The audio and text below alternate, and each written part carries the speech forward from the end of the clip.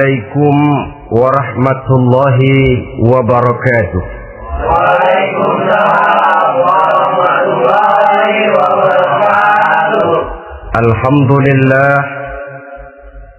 Alhamdulillahillazi anzala al-Qur'an hudan linnasi wa bayyinatin minal huda wal furqan. Wassalatu wassalamu ala ashrafil anam wa ala alihi wa ashabihil kiram, amma ba'du.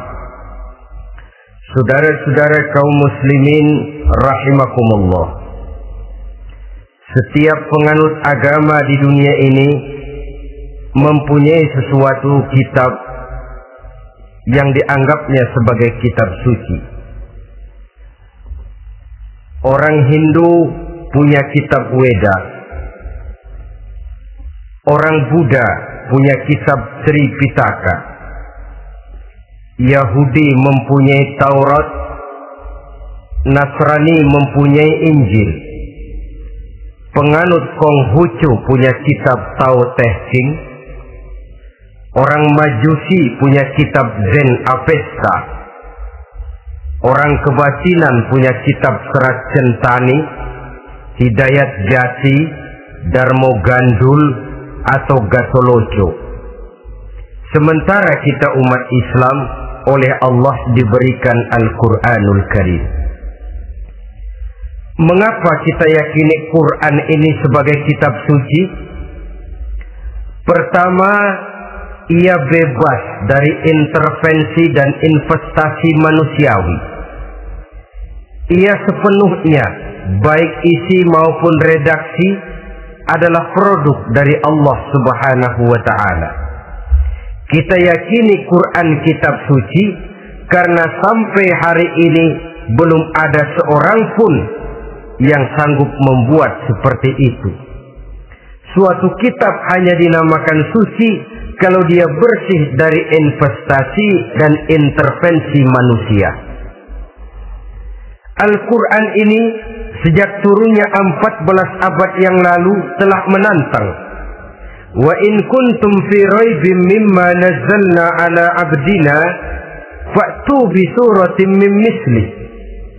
Apabila kamu ragu-ragu terhadap kebenaran Quran yang kami turunkan kepada hamba kami Muhammad, atau kamu menyangka Quran itu cuma bikinan Muhammad saja, cobalah kamu buat satu surah saja semacam Al-Quran.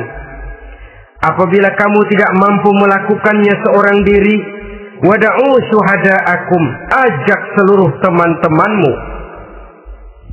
Sejak tantangan ini turun 14 abad yang lalu, sampai hari ini tidak seorang pun yang sanggup membuat satu surah saja semacam Al-Quranul Karim. Barangkali belum pernah ada yang coba-coba. Sudah. Di antaranya apa yang dilakukan oleh Musailamah Al-Kazzab.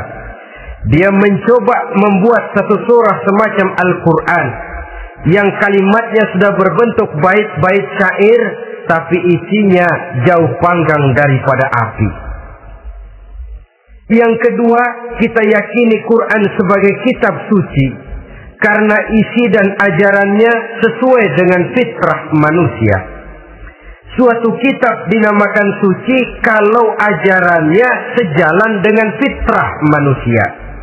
Misalnya, manusia secara fitrah, kalau dia laki-laki normal nafsu kepada perempuan, itu fitrah. Perempuan suka kepada laki-laki, itu fitrah. Kalau ada kitab suci tapi melarang manusia untuk kawin, kesuciannya perlu diselidiki.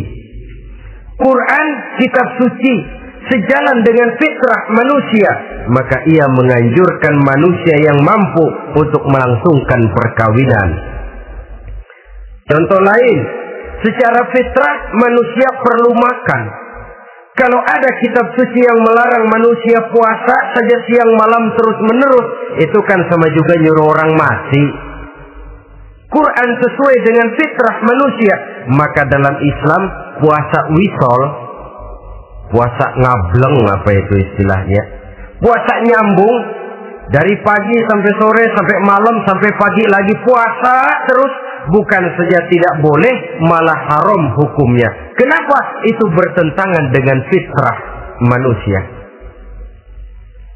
Yang ketiga, kita yakini Quran sebagai kitab suci karena isinya tidak kontroversial. Isinya tidak saling bertentangan satu sama lain. Di ayat manapun Quran mengajarkan Allah itu esa. Satu kali dia berkata haram, dia akan tetap berkata haram. Isinya tidak kontroversial. Sebab kalau ada kitab suci, di satu pihak mengajarkan Tuhan esa, di lain ayat mengajarkan Tuhan tiga, di lain ayat lagi mengajarkan Tuhan empat, kitab kacau namanya. Bagaimana suatu kitab bernama suci kalau isinya kontroversial satu dengan lainnya? Dari tiga kriteria inilah kita yakini Quran sebagai kitab suci. Masalah yang akan kita bicarakan pada pertemuan kita kali ini, bagaimana sikap kita terhadap Al-Quranul Karim sebagai kitab suci. Berangkat dari sebuah hadis di mana Rasulullah Sallallahu Alaihi Wasallam pernah memberikan tawaran. Beliau bersabda, "Man ja'ala al-Qur'ana amamahu qadahu ilal jannah, wa man ja'ala al-Qur'ana khalfahu saqahu ilan nar." Siapa yang menjadikan Quran sebagai imam, maka Quran akan membimbing dia ke dalam surga. Tetapi siapa yang menjadikan Quran sebagai makmum, maka Quran akan mendorong dia ke dalam neraka. Pilihan terserah kita. Siapa yang menjadikan Quran sebagai imam, ditempatkannya Al-Quran di depan, dia ikuti petunjuk dan ajaran Al-Quran, maka Quran akan membimbing dia ke surga. Surga dunia, lebih-lebih lagi surga akhirat. Tetapi sebaliknya, siapa yang menempatkan Quran di belakangnya, dia belakangi Al-Quran, dia belakangi perintah dan ajaran-ajaran Al-Quran, dia perturutkan hawa nafsunya dalam kehidupan ini, maka Quran akan mendorong dia ke dalam neraka. Ya, neraka dunia, lebih-lebih lagi neraka akhirat. Pilihan terserah kita. Saya mau tanya, kira-kira Quran dalam hidup kita jadi imam apa jadi makmum? Imam apa makmum? Kalau Quran jadi imam, artinya kita umat Islam jadi makmum. Resiko dan logika tentu, makmum harus ngikuti imam. Imam takbir, makmum takbir. Imam ruku, makmum ruku. Imam sujud, makmum sujud. Imam tahiyat, makmum tahiyat. Itu namanya Quran jadi imam, kita jadi makmum. Artinya dalam terjemahannya pada kehidupan, kalau merah kata Quran, merah kita kata. Hijau kata Quran, hijau kita bilang. Ke barat kata Quran, ke barat kita pergi. Ke timur kata Quran, ke timur kita berangkat. Halal kata Quran, halal kata kita. Haram kata Quran, haram kita bilang. Itu Quran imam, kita makmum. Nyatanya kadang-kadang kontras. Nyatanya kadang-kadang paradok. Merah kata Quran, hijau dong kata kita. Halal kata Quran, remeng-remeng kata kita. Ke barat kata Quran, ke timur kita pergi. Dalam praktek kita mau jadi makmum, Quran kita suruh jadi imam.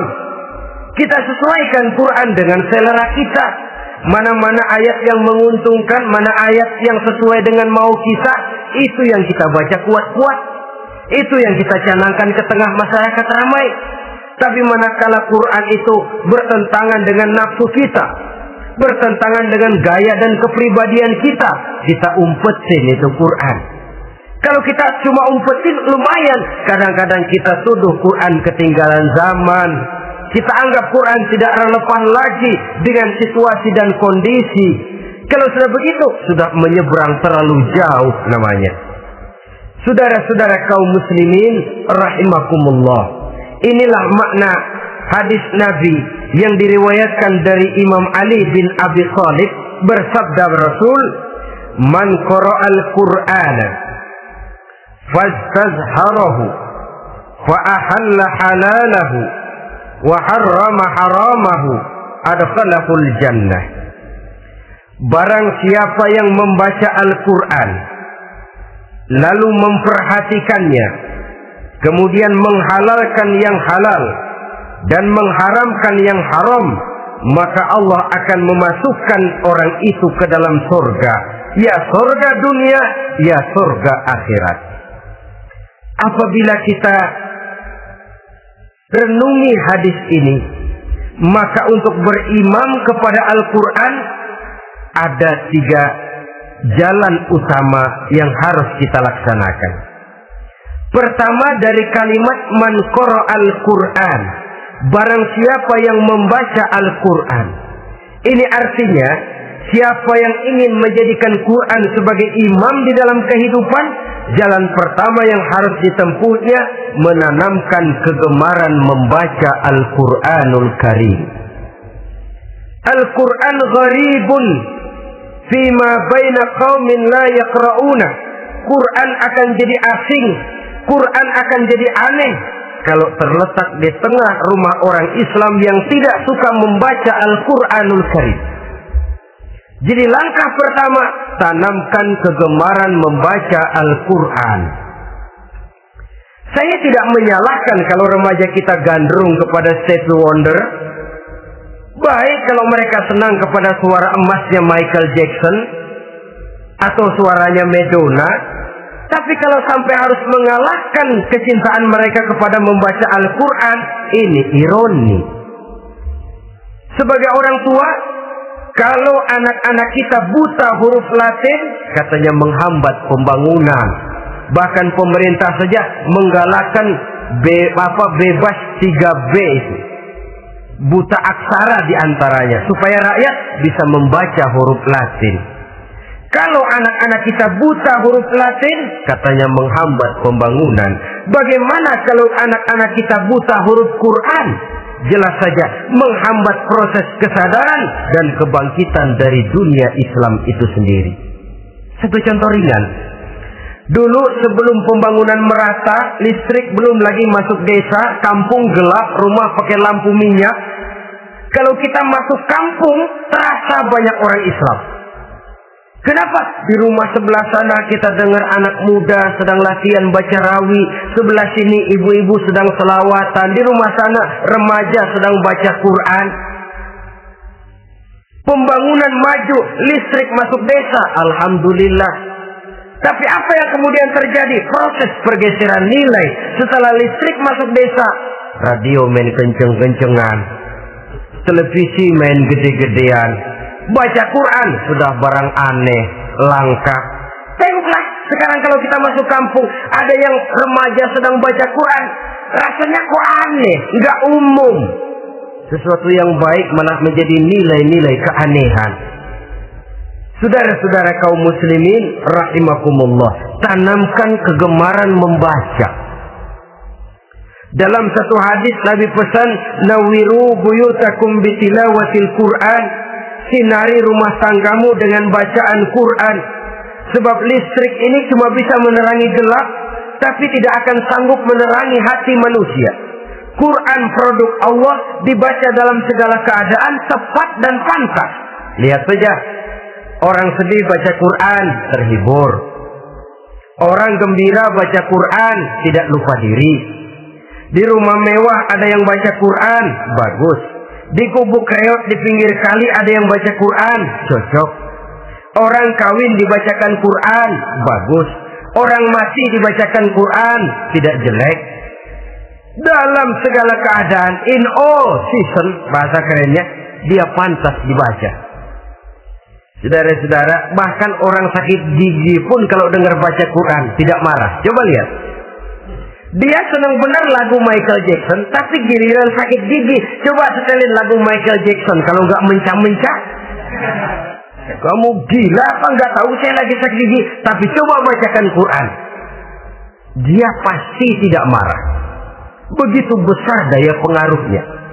Bahkan Abu Jahal sama Abu Lahab pernah rapat. Kata Abu Jahal sama Abu Lahab, Mas Lahab, gini loh Mas.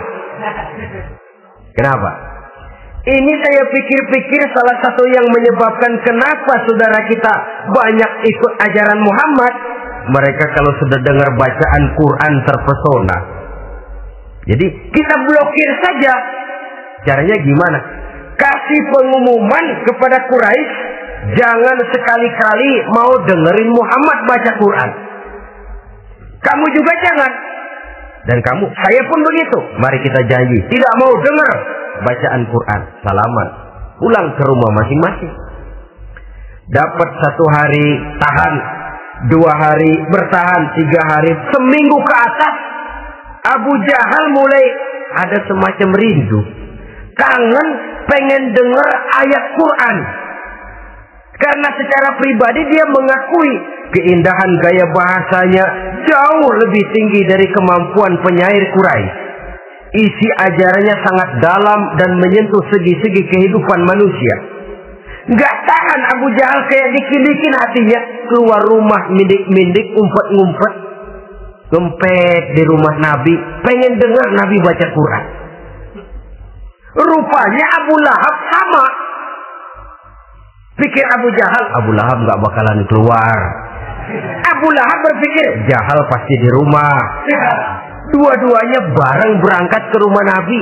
Cuma yang satu dari sebelah barat, yang satu dari sebelah timur. Ngempet, ketemu di sudut, sama-sama kaget. Jahal, loh kamu Lahab? Iya. Kamu ngapain? Lah kamu ngapain? Akhirnya sama-sama malu, sama-sama tidak bisa menahan diri. Akhirnya sama-sama ngakuin. Bagaimanapun kita harus akui bahwa Al-Quran ini mengandung daya pesona yang sangat luar biasa. Itu dari segi bacaan, belum lagi dari segi ajaran, belum lagi dari segi isi. Tanamkan kegemaran membaca Al-Quran. Sampai-sampai Nabi katakan, Innal ladzi laisa fi jawfihi syai'un minal Quran kal baitil kharib. Orang yang dari tenggorokannya belum pernah keluar ayat Quran barang sepotong pun, belum pernah ngaji barang seayat pun, itu orang kata Nabi kal baitil kharib, kayak rumah kosong. Rumah kan kalau kosong biar bagus, mewah, besar, perabotannya lengkap. Kalau kosong, angker. Setan, kuntilanak, memedi, betah benar di situ. Saudara-saudara kaum muslimin rahimakumullah. Dalam satu percontohan Nabi mengatakan begini. Masalul mu'minil ladzi yaqra'ul Qur'an kamasalil utrujah. Rihuha thayyibun wa ta'muha thayyibun. Orang mukmin yang suka membaca Quran adalah ibarat buah utrujah. Baunya wangi, rasanya lezat. Kira-kira kalau di negeri kita buah apa utrujah ini? Semacam jeruk yang manis lah. Sudah baunya wangi, rasanya enak. Itu buah itu. Orang mukmin yang suka baca Quran kayak buah itu. Baunya wangi, rasanya enak. Artinya syiarnya hidup, isinya memang orang mukmin. Sebaliknya, wa masalul mu'minil ladzi la yaqra'ul Qur'an kamasalit tamrah la riha laha wa ta'muha hulwun. Orang mukmin yang tidak suka baca Quran kayak korma. Rasanya emang manis, cuman kagak ada baunya. Artinya apa? Syiarnya kurang. Kalau orang belum tapi kenal kan kagak mau makan korma. Kenapa? Nggak ada baunya. Daya tariknya kurang, walaupun rasanya enak. Kalau daya tariknya nggak ada, kan nggak ada iklannya, tidak ada syiarnya. Itu orang mukmin yang tidak suka membaca Quran. Ibarat buah, nggak ada baunya, walaupun rasanya enak. Orang kurang tergerak, kurang syiar, kurang daya tarik. Sebaliknya, wa masalul munafiq allazi yaqra'ul Qur'an kamasalir raihanah rihuha thayyibun wa ta'muha murrun. Orang munafik yang suka baca Quran seperti buah raihanah. Apa itu? Baunya wangi, rasanya pahit. Orang munafik baca Quran kayak buah itu. Baunya sih enak, cuman rasanya pahit. Ya munafik baca Quran. Syiarnya sih lumayan, daya tariknya hebat, isinya munafik. Nah, paling jelek orang munafik yang nggak suka baca Quran. Wa masalul munafiqil ladzi la yaqra'ul Qur'an kamasalil hanzalah laisa laha rihun wa ta'muha murrun. Orang munafik yang tidak suka baca Quran seperti buah hanzalah, sudah enggak ada baunya, rasanya pahit lagi. Kalau buah pacek kali. Udah baunya kagak ada, kalau dimakan bikin orang celeng. Saudara-saudara kaum muslimin rahimakumullah, tanamkan kegemaran membaca Al-Qur'an, karena membaca Al-Qur'an merupakan ibadah yang besar. Bahkan kata Nabi, afdalu ibadati abdi qiraatul Qur'an. Nilai ibadah yang paling baik dari hambaku adalah ibadah membaca Al-Qur'an. Dalam sholat pahalanya lebih besar di luar sholat daripada di luar sholat. Dengan wudu pahalanya lebih besar daripada tanpa wudu. Mengerti pahalanya lebih besar daripada tidak mengerti. Tapi tidak mengerti pun jangankan membaca, mendengar saja orang baca Quran dengan baik sudah didoakan untuk mendapat rahmat. Berpahala mendengar bacaan Al-Quran walaupun tidak mengerti. Apalagi membaca sendiri, apalagi mengerti apa yang kita baca, tentu pahala itu akan jauh lebih besar. Ini yang pertama, tanamkan kegemaran membaca Al-Quranul Karim. Yang kedua, dalam hadis tadi, fastazharuhu, man qara'al Qur'ana fastazharuhu. Siapa yang membaca Al-Quran kemudian memperhatikannya. Jadi kalau kita mau berimam kepada Al-Quran, setelah menanamkan kegemaran membaca, yang kedua, perhatikan, pahami isinya. Jangan seperti monyet pakai mahkota, ketawa girang, cengengesan, tapi dia tidak tahu arti kebesaran mahkota yang disandangnya. Bangga dengan Al-Quran, tapi apa kandungannya kita tidak mengerti. Untuk memahami Al-Quran ini, caranya bagaimana? Tentu mudah saja.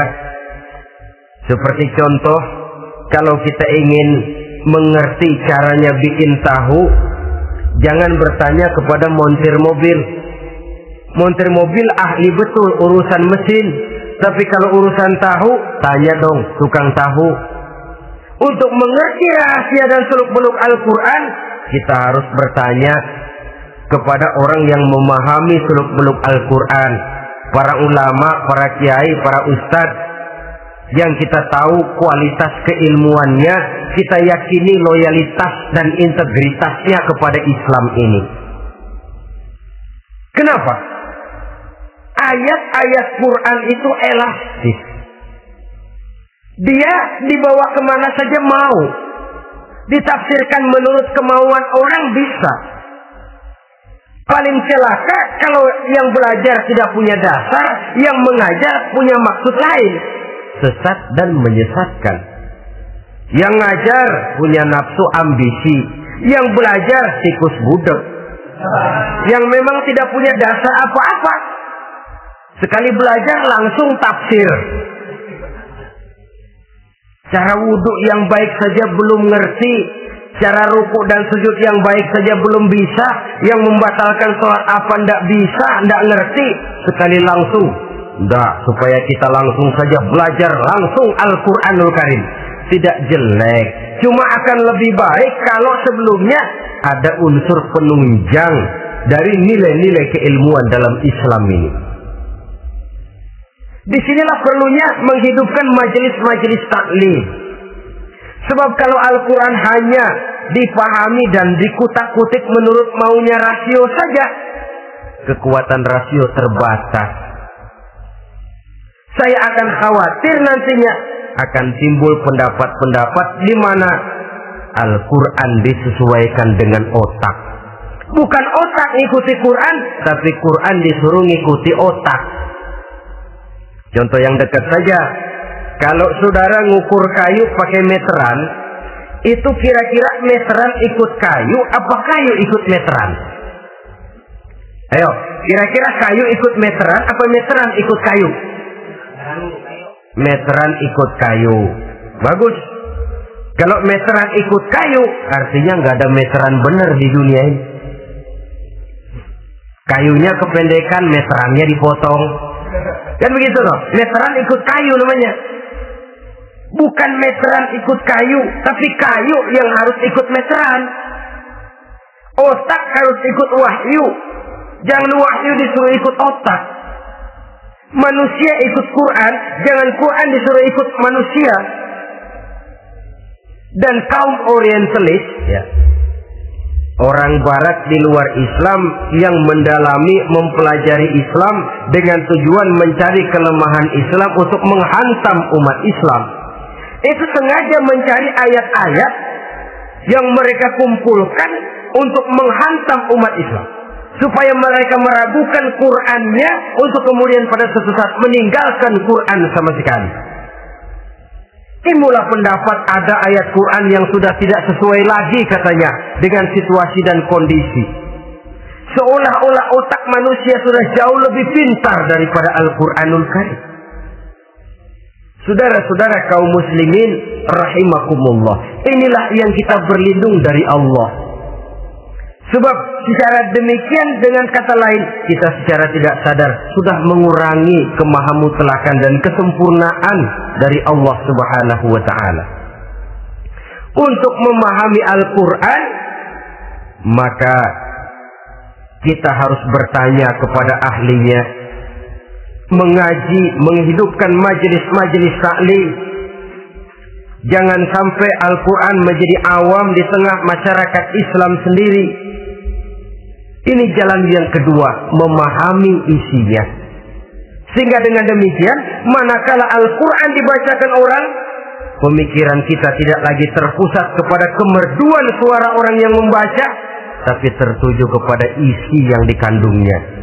Sehingga dalam kondisi semacam itu, boleh jadi tiap kali dibacakan Al-Quran, nilai iman makin tambah. Kita dengar orang baca, Alam tara kaifa fa'ala rabbuka bi ashabil fil. Terbayang oleh kita bagaimana Raja Abrahat dengan pasukannya mau menghancurkan Ka'bah. Bagi Allah cukup menurunkan burung ababil, hancur lebur Abrahat, raja besar dengan seluruh pasukan gajahnya, berantakan dibuatnya cuma dengan burung ababil. Allah maha besar, Allah maha kuasa. Tambah iman. Kalau tidak, ya seperti yang banyak terjadi. Quran menceritakan azab, kita malah kesenangan. Walakum azabun alim, kamu akan mendapat azab yang pedih. Kita teriak di pojokan, toyib, toyib. Allah, alhamdulillah. Digambarkan azab malah baik-baik. Bahwa kita suka, kita gemar kepada bacaan Quran dengan suara yang merdu, alhamdulillah. Akan lebih baik lagi kalau kita mengerti apa yang dibacanya. Sebab perintah membaca tersirat makna perintah untuk memahami. Perintah memahami tersirat makna untuk mengamalkan. Dengan kata lain, kita hanya bisa mengamalkan Quran dengan baik kalau kita mengerti isinya. Kita hanya bisa mengerti isinya kalau kita rajin membacanya. Baik membaca yang tersirat, baik membaca yang tersurat dengan petunjuk para alim ulama, para kiai, dan orang-orang yang ahli di bidang itu. Saudara-saudara kaum muslimin rahimakumullah, inilah jalan kedua. Upayakan memahami isinya. Hidupkan kajian-kajian agama, hidupkan majelis-majelis taklim. Jangan sampai Al-Quran asing di hati kita sendiri. Jangan sampai kita awam terhadap makna kandungan dan ajaran Al-Quran, sementara kita yakini bahwa dialah yang akan bisa membimbing kita menuju kebahagiaan sejak dari dunia sampai ke akhirat nanti. Jalan ketiga untuk berimam kepada Al-Quran, setelah menanamkan kegemaran membaca lalu berupaya memahami isinya, yang ketiga adalah mengamalkannya dalam kehidupan sesuai dengan kemampuan yang kita miliki. Quran tidak akan membawa berkah Kalau ajaran yang terkandung di dalamnya kita baca, tapi kemudian kita injak-injak dalam praktek kehidupan. Quran mengatakan riba haram, tapi praktek kita dalam hidup malah senang betul kepada riba. Quran mengajarkan jagalah kesatuan persatuan dan ukhuwah Islamiyah. Praktek yang kita lakukan malah centang perenang, malah saling bertolak belakang, malah kadang menjegal kawan seiring, menggunting dalam lipatan, ramai kita dengan kita. Lalu kelemahan pun menjadi kenyataan di mana-mana. Quran sekali lagi tidak akan membawa berkah kalau yang kita baca kita injak-injak. Tentang pengamalan Al-Quran ini, Allah Subhanahu wa ta'ala mengklasifikasi manusia dalam firman-Nya, "Tsumma awrasna al-kitaba allazina istafaina min ibadina." Kemudian kami wariskan Al-Quran ini kepada hamba-hamba kami yang kami pilih. Ya Allah, coba saja kita lihat ayat ini. Quran kitab pilihan, diberikan kepada umat pilihan, yaitu kita-kita ini. Lalu bagaimana umat pilihan ini setelah menerima Al-Quran? Terbagi dalam 3 kelompok besar. Pertama, kata Allah, "Faminhum zalimun li nafsihi." Di antara mereka ada yang setelah menerima Al-Quran kemudian zalim kepada dirinya sendiri. Artinya hanya mulutnya saja yang menerima Al-Quran, tapi perbuatannya menginjak-injak Al-Quran. Orang semacam ini tidak zalim kepada Allah, tidak zalim kepada Rasulullah, tetapi orang semacam ini zalim kepada dirinya sendiri. Dia terima Quran dengan mulutnya, tapi dia injak-injak Quran dengan perbuatannya. Na'udzubillah summa na'udzubillah. Kelompok yang kedua, faminhum muqtasid. Di antara mereka ada yang setelah menerima Al-Quran lalu muqtasid. Muqtasid ini 50-50, ngambil jalan tengah. Ajaran Quran dipakai, ajaran setan dikerjain. Artinya juga perintah Quran oke, larangan Quran ho-oh. Saudara-saudara, malaikat bingung bagaimana monternya nih anak ini. Perintah Quran dikerjain, larangan Quran juga dikerjain. Ini muqtasid. Nah, yang ideal adalah golongan yang ketiga, kata Allah, wa minhum sabiqun bil khairati biiznillah. Di antara mereka ada lagi yang setelah menerima Al-Quran lalu berlomba-lomba melaksanakannya, berlomba-lomba mengamalkan kebaikan, dan itu hanya bisa terjadi biiznillah, dengan izin dari Allah. Hidayah, saudara-saudara. Berapa banyak orang yang mengerti Quran tapi hidupnya jauh dari cahaya Quran. Berapa banyak orang yang ahli Quran tapi cahaya Quran tidak menerangi kehidupannya. Berapa banyak orang yang ahli hukum tapi bikin bingung masyarakat dengan fatwanya. Saudara-saudara kaum muslimin, kenapa bisa terjadi? Itu tidak ada hidayah, tidak biiznillah, tidak ada izin dari Allah. Maka bisa membaca Quran, alhamdulillah. Bisa memahaminya, kita bersyukur kehadirat Allah. Lebih penting dari itu, kita mohon hidayah agar bisa mengamalkannya sesuai dengan kemampuan kita. Saudara-saudara kaum muslimin rahimakumullah, mana yang lebih banyak di zaman kita sekarang ini? Kita bisa analisa. Ada yang menerima Quran hanya dengan mulutnya saja. Kalau ditanya, Tuhanmu siapa? Allah. Kiblatmu mana? Ka'bah. Saudaramu siapa? Umat Islam. Kitab sucimu apa? Quran. Kamu bisa baca? Enggak. Ya, kalau cuma enggak bisa baca, barangkali kadang-kadang Quran saja pun tidak punya. Ini yang ironi, ini yang menyedihkan. Saudara-saudara kaum muslimin rahimakumullah, tanpa melaksanakan konsepsi Al-Quran di dalam kehidupan, maka kesenangan kita membacanya, pengertian kita tentang Al-Quran barangkali tidak akan bisa berbuat terlalu banyak di dalam kehidupan. Maka sekarang ini sudah ada terjemahan Quran dalam bahasa Indonesia, dalam bahasa daerah, dalam bahasa Inggris, Belanda, bahkan Jerman, yang masih harus terus dan selalu ditingkatkan terjemahan Quran di dalam kehidupan. Dengan kata lain, kita umat Islam menunggal dengan Quran kita. Jangan cuma jadi kebanggaan Islam tinggi, tidak ada yang lebih tinggi dari Islam. Quran kitab suci, tidak ada yang bisa menandinginya. Qurannya, tapi umatnya, kadang-kadang kita ini jauh panggang daripada api.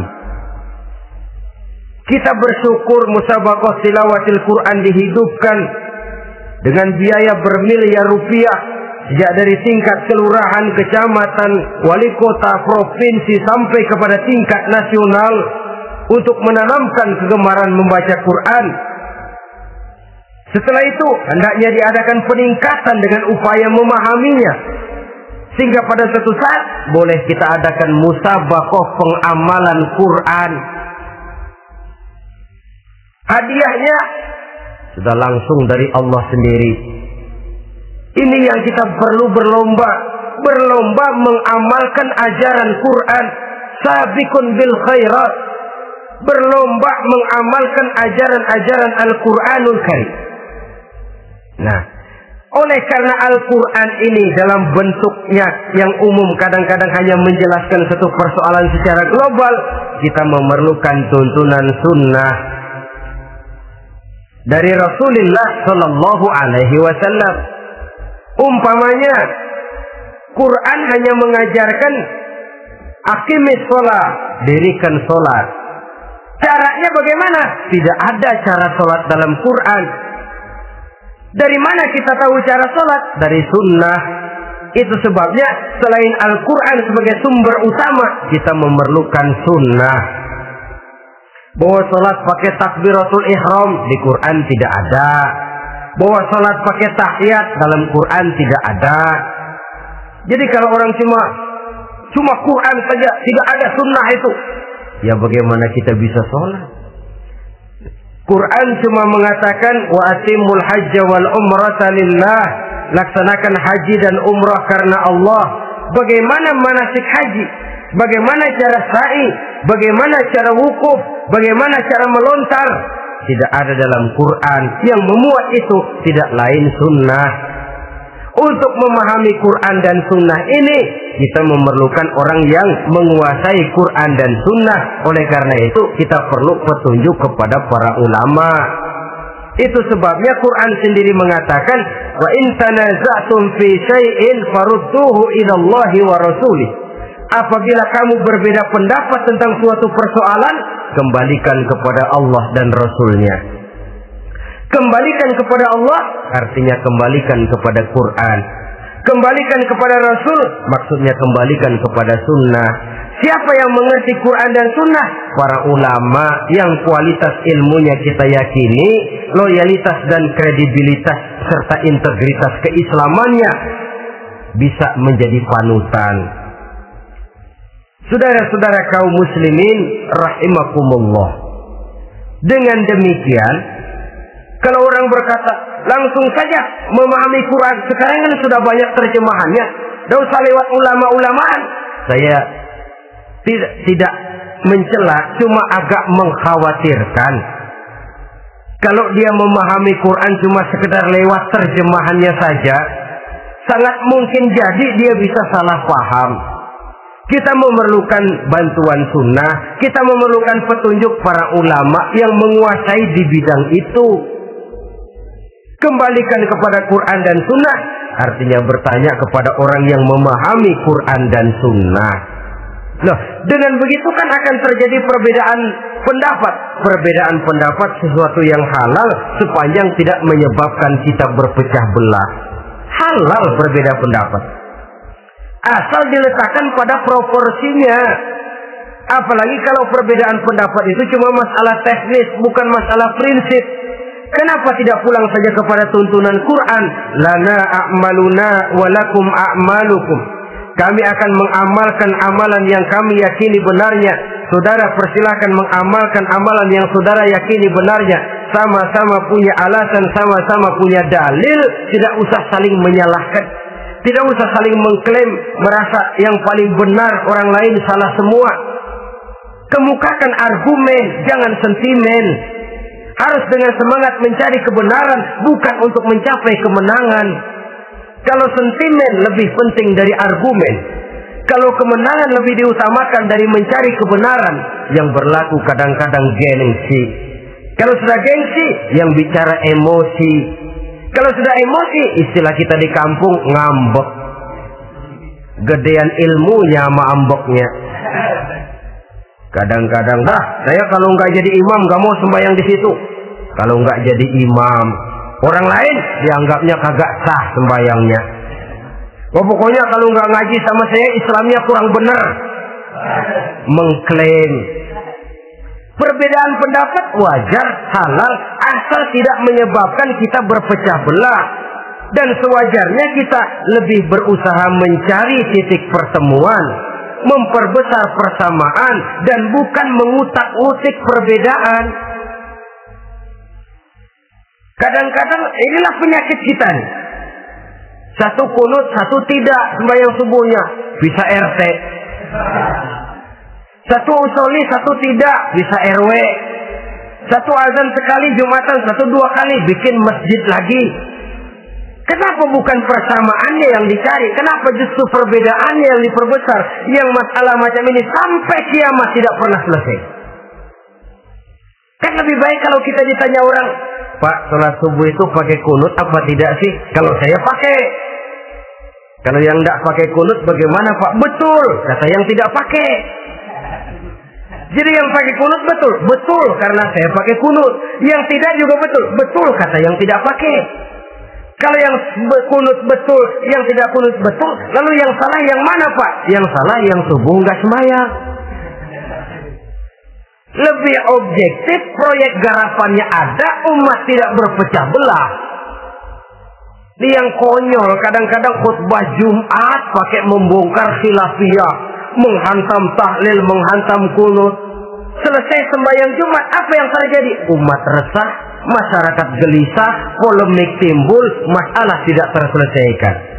Orang jadi khotib itu raja dalam mimbar Jumat, siapa yang mau bantah dia?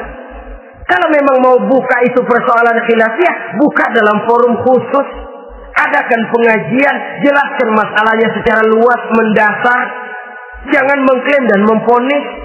Berikan kebebasan kepada umat untuk menilai masalahnya selesai. Yang tidak puas bisa bertanya. Saudara-saudara, sudah lewat masanya kita meributkan soal itu. Sudah datang waktunya di mana kita lebih mementingkan dan membicarakan masalah-masalah yang lebih mendesak dihadapi oleh umat. Kemiskinan misalnya, kebodohan misalnya, keterbelakangan umpamanya, peluang untuk mendapatkan pendidikan yang layak bagi anak-anak kita yang berotak cerdas tapi tidak punya kemampuan ekonomi umpamanya.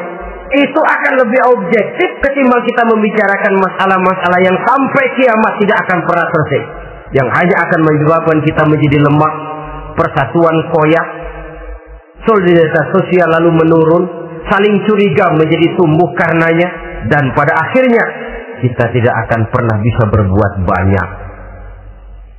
Untung kalau tidak menjadi tertawaan bagi orang yang berdiri di luar pagar.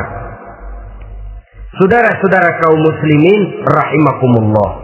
Sekali lagi, Al-Quran tidak akan membawa berkah kalau yang kita baca kita injak-injak. Oleh karenanya, untuk berimam kepada Quran ini, sekali lagi, pertama, tanamkan kegemaran membaca. Yang kedua, upayakan memahami isinya melalui bimbingan orang yang ahli bidang itu. Yang ketiga, amalkan sesuai dengan kemampuan. Sebab itu ada prinsip, kalau isi suatu hadis nampaknya bertentangan dengan otak, kesohihan hadis itu boleh diperiksa. Tapi kalau ayat Quran nampaknya bertentangan dengan otak, otaknya yang harus diperiksa. Jangan Qur'annya lalu disesuaikan dengan otak. Sebab kalau kita sudah berani berteori, ada ayat Quran yang tidak sesuai dengan keadaan. Ayat yang mana? Yang ini. Tahun depan tambah lagi. Tahun depan tambah lagi. Makin lama makin habis Al-Quran itu. Yang perlu diperbarui cara kita memahami Quran. Bukan dengan mengemukakan teori ayat Quran kehilangan relevansi. Cara kita memahami barangkali yang kurang relevan. Dalam situasi, dalam konteksnya dengan situasi dan kondisi. Jangan lupa, Al-Quran ini kan untuk semua umur. Dia bisa dipahami secara filosofis, dia bisa dipahami dengan kacamata orang awam. Tingkat kemampuan berpikir orang tidak semuanya sama. Kalau semua orang kita mau ajak berfilsafat, merenung dalam-dalam, menerawang tinggi-tinggi, ialah buat mereka yang terjangkau oleh perguruan tinggi. Tapi buat saudara-saudara kita, pedagang-pedagang kecil, petani di desa-desa terpencil, remaja-remaja yang jauh dari sentuhan teknologi canggih, sanggupkah mereka berpikir filosofis? Sementara mereka merupakan bagian terbesar dari kondisi umat ini. Saudara-saudara kaum muslimin, oleh karenanya ditentang membaca, memahami dan mengamalkan, Rasulullah Sallallahu Alaihi Wasallam pernah memberikan sugesti. Beliau bersabda, "In aradtum aisas su'ada," apabila kamu menginginkan kehidupan yang bahagia, hidup seperti hidupnya orang-orang yang bahagia, dan tentu ini keinginan kita semua. Wa mautas syuhada, dan menginginkan mati sebagai matinya para syuhada, para pahlawan pembela agama, orang yang mati syahid. Wah, ini sudah tidak duanya ini. Hidup mulia, mati syahid, dapat dua-duanya. Wan najata yaumal hasri, dan ingin mendapat keselamatan pada hari hasyar, hari pengumpulan manusia di padang mahsyar. Wa zilla yaumal harri, dan mendapat perlindungan dari Allah pada hari yang sangat panas. Wal huda minad dhalalah, dan mendapat petunjuk dari kesesatan. Nah, ini keinginan semua orang. Kan yang kita cari apa sih? Hidup bahagia. Biar tidak kaya, asal bahagia, sudah enak. Lalu apalagi? Matinya sebagai syahid. Kemudian di hari pengumpulan nanti mendapat keselamatan. Lalu pada saat orang lain kepanasan, kita mendapat perlindungan. Kemudian orang lain kebingungan, kita mendapat petunjuk. Kalau ini yang diinginkan, kata Nabi, resepnya fa'adimu qiraatal Quran, maka lazimkan, biasakan olehmu membaca Quran. Tidak ada terlambat. Idealnya memang dari kecil, sebab lidah kalau sudah kaku berat. Disuruh baca innallaha laghaniyun hamid, lidahnya berat. Innallaha lampuniyun hamid, lampuniyun. Laghaniyun jadi lampuniyun. Lidah itu kalau sudah berat ya memang berat. Disuruh baca ya bani Israel, lidahnya berat. Ya bini Siroil. Jadi ya bini Siroil. Saudara-saudara, idealnya memang dibiasakan dari kecil supaya lidah itu ringan. Kalau tidak ada istilah terlambat. Saya malu Pak, belajar alif-alifan udah gede. Ya jangan alif-alifan, alif beneran. Alif-alifan kapan bisa ya? Alif beneran yang dipelajari. Tidak ada istilah terlambat, tidak ada istilah malu untuk belajar Al-Quran ini. Saudara-saudara kaum muslimin rahimakumullah, ini sugesti untuk menanamkan kegemaran membaca. Lalu sugesti untuk memahaminya, tentu banyak ayat, banyak hadis. Mengapa tidak diantara kamu sekelompok orang yang berangkat untuk memperdalam, memahami agama? Falaula nafaro min kulli firqatin minhum ta'ifatun liyatafaqahu fid din. Di tengah kelompok orang yang berangkat belajar teknologi canggih, di tengah grup orang yang mendalami ekonomi, di tengah kelompok orang yang membidangi hukum, di tengah kelompok orang yang sibuk meneliti ilmu-ilmu kedokteran, mengapa tidak ada kelompok orang yang secara takhasus liyatafaqahu fid din, mendalami agama, mendalami Quran ini harus ada. Lalu sugesti untuk mengamalkan Al-Quran kelihatan dari peringatan Allah yang kita bisa temukan pada surah Toha ayat 124 sampai dengan 127. Wa man a'rada an zikri, barang siapa yang berpaling dari peringatanku, kata Allah, barang siapa yang berpaling dari Al-Quran ini, dia terima Al-Quran, dia imani Quran, tapi dia berpaling dari ajarannya, dia injak-injak apa yang seharusnya dia amalkan, dia perturutkan hawa nafsunya, maka kata Allah, fa inna lahu ma'isyatan dhanka, dia akan diberikan satu penghidupan yang sempit. Inna lillahi wa inna ilaihi raji'un. Diberikan hidup yang sempit.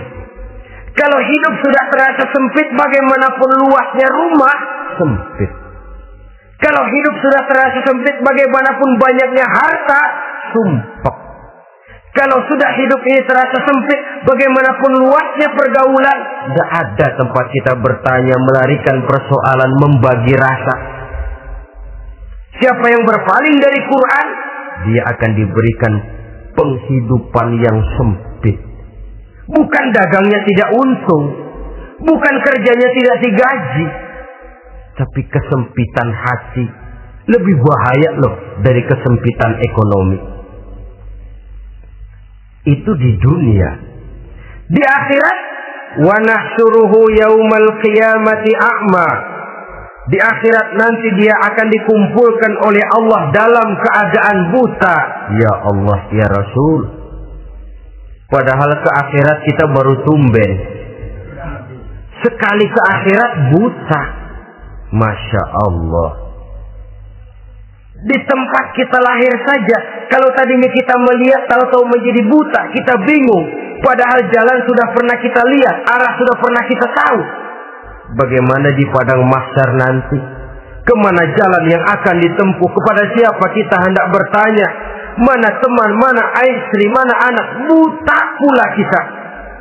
Satu kesengsaraan yang merupakan puncak kesengsaraan. Dikala itu orang yang semacam tadi protes,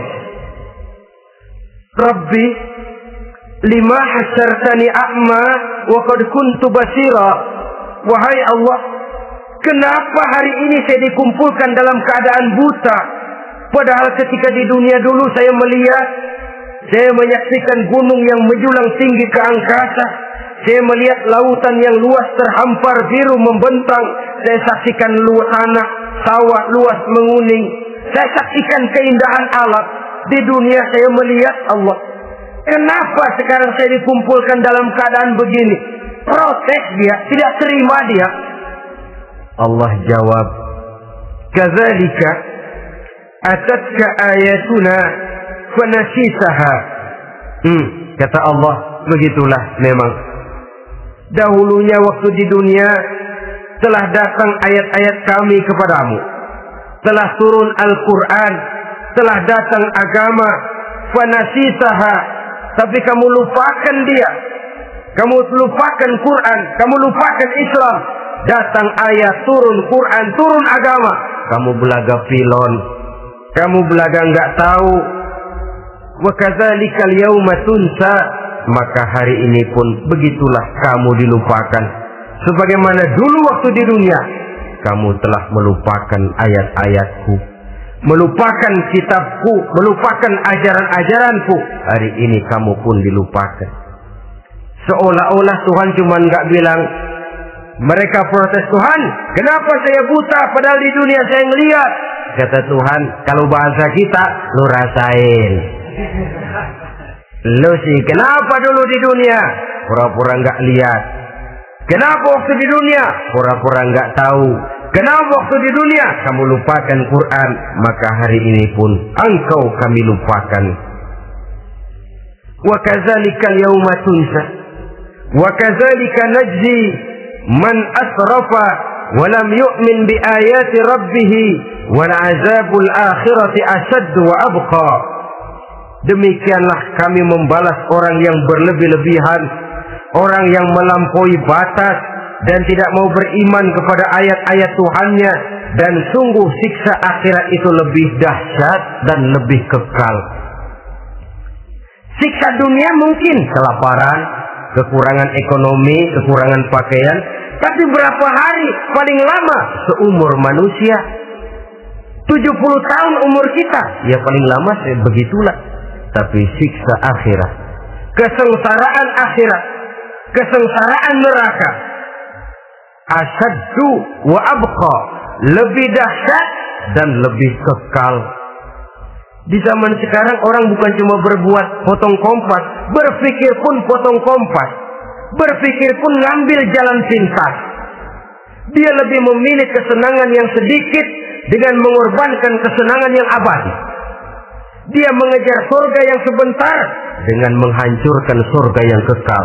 Dicarinya surga dunia, hidup cukup, rumah bagus, makan bagus, pakaian bagus, istri bagus, dengan menghalalkan segala macam cara, berpaling daripada kehidupan agama, lalu menginjak-injak Al-Quranul Karim. Kita berlindung kepada Allah, jangan sampai dimasukkan dalam kelompok yang di akhirat nanti dibangkitkan dalam keadaan buta. Na'udzubillah summa na'udzubillah. Di sini kita terkesan dengan apa yang dikatakan Sayyid Muhammad Abduh, al-Islam mahjubun bil muslimin. Kebesaran Islam kadang-kadang tertutup oleh tingkah laku umat Islam sendiri. Keluhuran dan kesempurnaan Al-Quran tertutup oleh kebodohan umat Islam.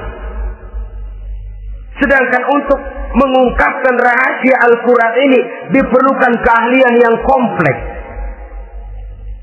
Saudara yang di Fakultas Teknik belajar teknologi, ungkap buka rahasia Quran di bidang teknologi. Saudara yang di bidang kedokteran, ungkap buka rahasia Al-Quran di bidang kedokteran. Saudara yang ahli geologi, pelajari struktur kulit bumi dengan mengungkap rahasia Al-Quran. Sehingga pengkajian kita tentang teknologi, pengkajian kita tentang angkasa luar, pengkajian kita tentang anatomi manusia akan berakhir kepada subhanaka ma khalaqta hadza batila. Ya Allah, tidak satu pun yang Engkau ciptakan ini sia-sia. Perut bumi mengandung minyak, timah, kekayaan yang berharga untuk manusia. Mempelajari angkasa luar bisa memahami musim dan menyelamatkan manusia. Mempelajari rimba belantara, teknologi canggih, akhirnya akan memperkuat nilai-nilai iman. Menerjemahkan ajaran Quran lewat disiplin ilmu yang kita kuasai masing-masing, untuk kemudian bekerja sama bahu-membahu dalam rangka mengimani Al-Quran, mengamalkan Al-Quran, dan mengawal keluhuran Al-Quranul Karim yang atas dasar tuntunannya kita hidup, untuknya kita berjuang, dan dalam bimbingannya kita ingin kembali menghadap Allah Subhanahu wa Ta'ala. Inilah pertemuan yang singkat ini. Mudah-mudahan kita diberikan kekuatan oleh Allah untuk berimam kepada Al-Quran, menjadikannya sebagai pedoman utama di dalam kehidupan kita. Terima kasih atas segala perhatian. Mohon maaf atas segala kekurangan. Usikum wa nafsi bitaqwallah. Wassalamualaikum warahmatullahi wabarakatuh. Waalaikumsalam.